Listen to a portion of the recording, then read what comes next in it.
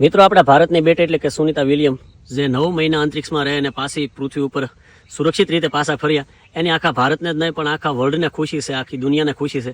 ત્યારે આ વાત ઉપર આપણા લોક લાડીલા શ્રી નરેન્દ્રભાઈ મોદીને 2 શબ્દ બોલવાના છે. કેમ બોલે કે ભાઈઓ બહેનો, આજ મારી સાથે ગદ ગદ ફૂલી રહી છે. ભાઈઓ બહેનો, ગદ ગદ.